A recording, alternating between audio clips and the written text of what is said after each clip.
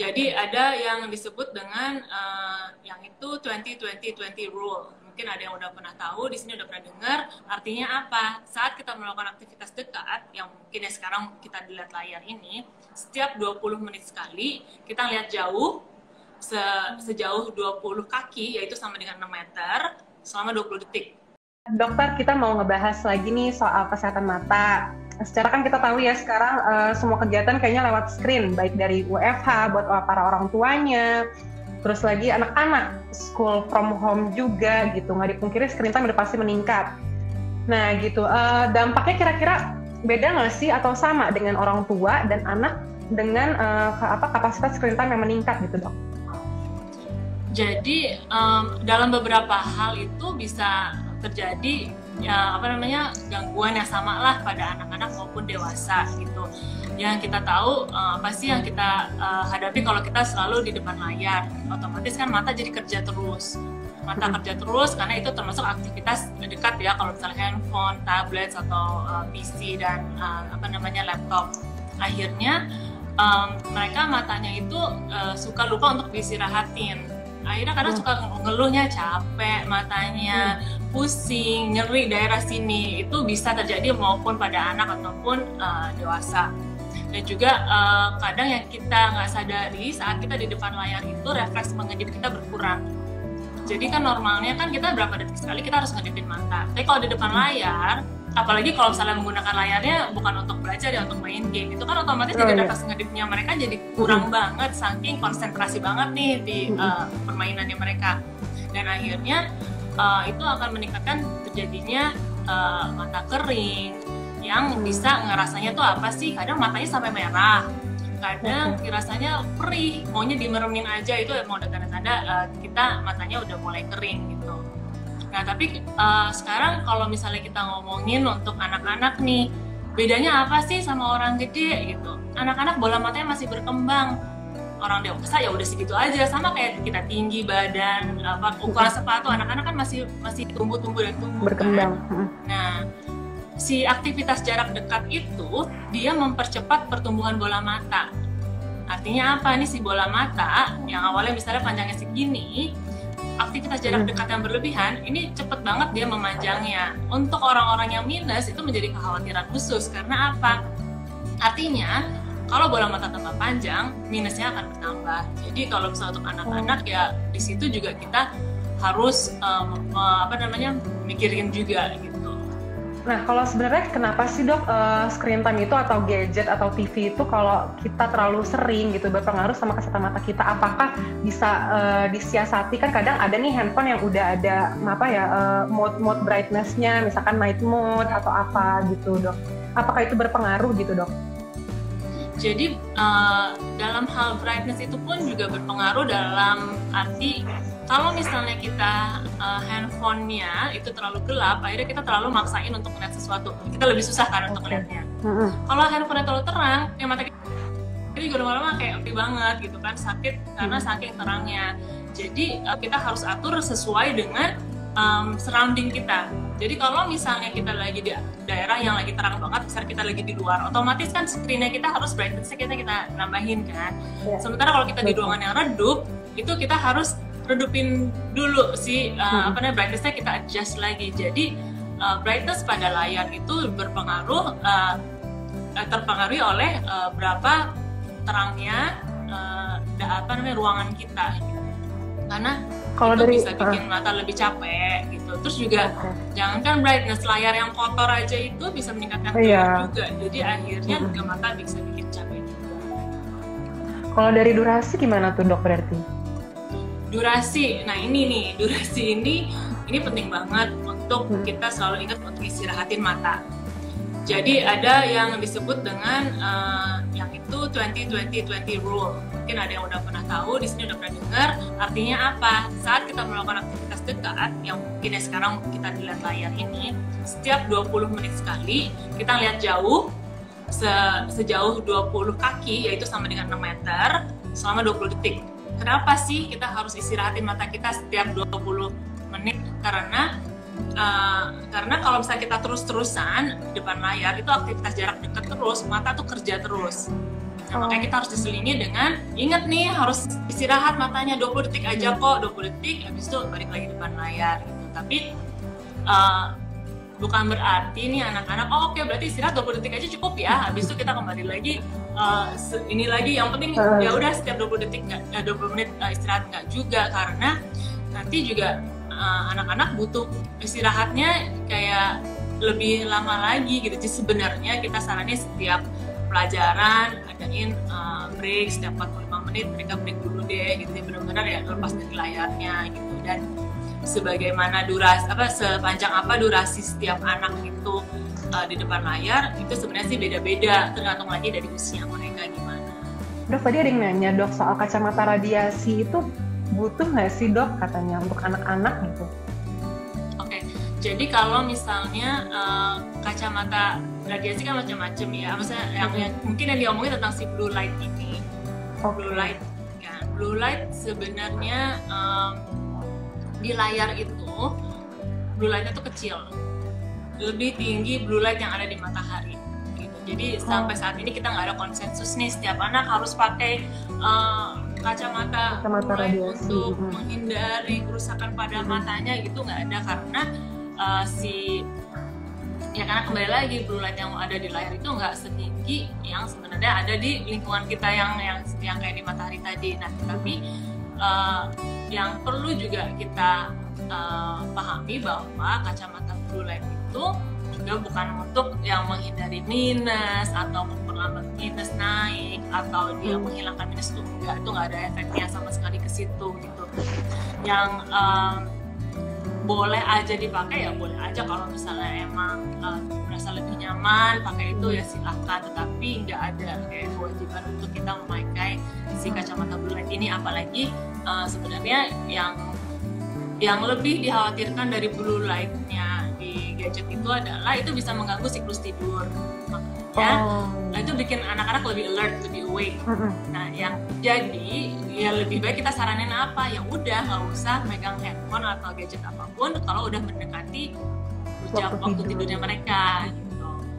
Tapi yang lebih pentingnya sih, yang kekhawatirannya sebagai dokter mata di mana-mana nih saat ini bukan masalah blue light-nya ini yang terjadi kalau misalnya secara kita mereka school from home, tetapi takut minusnya mereka nambah cepat. Karena sekarang angka kejadian minus kan udah tinggi banget kan, udah jauh lebih tinggi dibandingin zamannya kita nih gitu. Iya, betul. Anak-anak sekarang udah emang faktor selain genetik kan faktor environmental juga mempengaruhi. Nah, kita lebih takutnya ini karena apa, akhirnya banyak near work-nya mereka kan, yang akhirnya takutnya memicu minusnya lebih cepat naiknya. Kalau misalkan nonton YouTube di gadget dan TV itu better mana? Itu pertanyaan simpel tapi memang kan ya mungkin nggak, bahasa mungkin parents concern gitu kan, arahan mana sih gitu istilah kasarnya. Mendingan di TV karena kembali lagi jarak jauh. Sekarang kita ngomongin tentang jarak nih. Handphone itu biasanya kita berada di 30 sentian. Laptop atau PC itu kita mungkin 50-60 cm deh, kita masih bisa kan. Kalau TV kan berarti kan lebih jauh lagi kan, itu pasti kan 3-4 meteran tuh minimal. Nah, semakin jauh objek itu berada dari mata kita akan semakin baik. Jadi kayak makanya saya juga kadang suka ini, kalau misalnya emang nonton YouTube udah deh di TV aja gitu. Tapi ya bukan berarti ya mereka non-stop juga sih nonton YouTube di TV-nya gitu.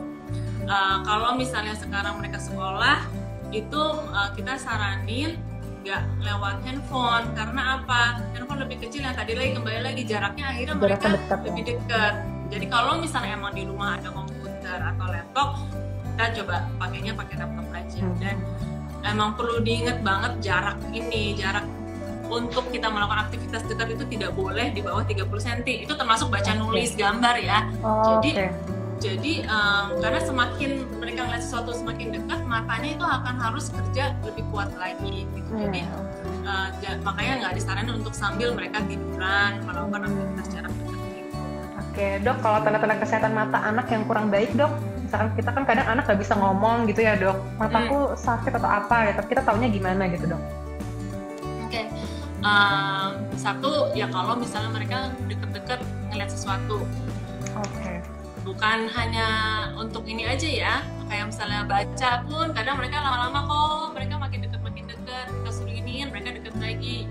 Itu kita harus lihat oke, kenapa sih mereka mendekatkan dirinya mereka ke objek itu, apakah emang mereka nggak jelas. Berikut juga itu sama seperti TV itu kadang anak-anak mendekat itu bisa karena dua kemungkinan. Satu, emang mereka mau aja, mereka emang hobi banget ngeliat sesuatu dekat-dekat. Tapi yang sering dilupakan adalah mereka mendekat itu karena mereka nggak kelihatan. Jadi kita sebagai orang tua, oke, ini mungkin kita awalnya bilang dulu, coba dong mundur yuk, duduk yuk, kita nonton TV-nya dari jauh gitu. Tapi kalau misalnya akhirnya mereka maju lagi, oke, yuk kita ke dokter mata. Karena apa? Anak-anak nggak akan mungkin ngomong ya kayak tadi kan, anak mungkin sulit untuk menunjukkan dan atau mereka kadang suka nggak sadar bahwa penglihatan mereka itu kurang. Jadi menurut mereka itu normal-normal aja penglihatan seperti itu gitu. Jadi kalau misalnya anak udah maju-maju terus nonton TV, itu warning sign untuk kita cekin matanya. Tetapi itu tadi suka micingin mata, suka giniin atau suka miring, itu kita harus cekin matanya juga. Terus habis itu kalau misalnya udah ada tanda-tanda seperti matanya nggak sinkron atau suka nggak fokus, itu ya udah pasti ya kita harus periksain matanya gitu. Tapi yang perlu diingat memang nggak semua anak bergejala. Jadi apalagi kalau misalnya mereka yang nggak terganggunya hanya satu mata bagus, satu matanya lagi nggak apa-apa, nggak akan ada gejala sampai kapan pun sampai gede pun mereka nggak ngeh gitu ya. Papan tulis masih kelihatan semuanya gitu.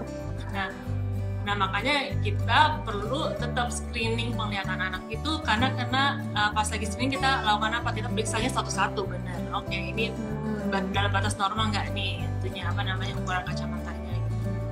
Nah dok, kalau gitu sebaiknya mulai kapan nih kita bawa anak-anak kita ke dokter mata? Oke, jadi sebenarnya kita dari sejak lahir itu kita biasa sebenarnya udah di screening lahirnya ya. Anaknya gimana kan gitu. Mereka ngelihat pupilnya gimana, kita sebut retina reflex nih gimana sih, nanti umur 6-12 bulan itu juga kita sebenarnya anak-anak ini udah dipantau gitu, kedudukan bola matanya gimana. Kalau misalnya udah ada yang kedudukan bola mata yang mereka agak lurus, itu harus biasanya akan di-refer ke dokter matanya. Itu juga before school itu mereka juga dilihat lagi. Jadi sebenarnya kita tuh harusnya kalau misalnya screening itu udah berkali-kali nih sampai akhirnya mereka masuk ke school age. Tapi sekarang aja yang school age aja udah orang belum terlalu aware bahwa anak-anak harus diperiksa. Nah, tapi penting banget yang saat usia 3,5 tahun ini setiap anak itu diperiksakan matanya. Karena apa? Satu ya tadi mereka suka nggak ada gejala apa-apa tapi ternyata penglihatannya kurang gitu. Jadi itu kita periksain. Dan kenapa sih di umur segitu tuh kita wajib banget untuk periksakan penglihatannya, apalagi umur segitu kita bisa periksanya jarak jauh ya dengan lacak gitu. Karena kalau misalnya mereka ada mata malas atau misalnya mereka ada juling, kita masih ada waktu untuk ngejar perkembangan penglihatan mereka yang terganggu gitu. Jadi sebaiknya kita walaupun nggak ada keluhan apa-apanya, anak ini udah sempet nih di screening di umur pas mereka yang 3,5 tahun itu. Oke dok, buat orang tua yang mungkin anak-anak kayak SFH, boleh dikasih tips biar kesehatan matanya terjaga? Oke, biasanya saya akan nyuruh gini dulu, pagi mereka mulai jam berapa sih SFH-nya gitu kan. Oke. Kalau ada waktu, yuk jemur dulu di luar. Sebelum mereka melakukan aktivitas yang lainnya, jemur dulu. Karena pokoknya gini, anak-anak yang dapat paparan sinar matahari itu sekitar 30-40 menitan aja itu udah mengurangi munculnya kapan munculnya minus itu dan juga kecepatan tingkatnya minus. Sebenarnya disaranin 2 jam, tapi kadang 40 menit aja tuh udah susah tuh nyuruh anak untuk jumpa di luar, apalagi 2 jam ya. Jadi spend some time outdoors. Yang kedua, istirahatin matanya. Yang tadi ya 20-20-20. Ketiga, jarak ke layarnya itu penting ya. Jadi pokoknya nggak boleh terlalu dekat. Nggak boleh kurang dari 30 cm. Posisi duduknya mereka itu juga penting karena apa? Ya kita kan mau mereka senyaman mungkin untuk berada di depan layar untuk waktu yang cukup lama ya kalau lagi sekolah. Komputer itu nggak boleh, sebenarnya nggak boleh terlalu lebih tinggi, jadi mereka harus agak sedikit di bawah dari mata, level mata. Terus nggak boleh misalnya nih komputer di depan sini, di belakangnya si komputer jendela yang dimana nanti sinar matahari itu bisa itu kita nggak sayang karena akhirnya kan mereka cepet capek oleh karena si sinar mataharinya itu. Dan kayak AC atau kipas angin itu kita nggak saranin pas ke depan mukanya gitu, karena makin kering lagi nanti mereka untuk makin kering lagi matanya. Terus abis itu kalau misalnya kita ngomongin durasinya, sebenarnya IDAI udah pernah ngeluarin itu, yang IDAI keluarin itu sangat minimal ya gitu, yang di bawah, bahkan yang SMP itu SMA di bawah 2 jam ya mereka ngeluarin. Tapi kita kembali lagi kadang kebijakan sekolahnya gimana gitu. Nah kalau misalnya memang di sekolahnya udah banyak, mau nggak mau kita harus ada kesepakatan dengan anak untuk nggak pakai gadgetnya mereka untuk waktu luangnya gitu.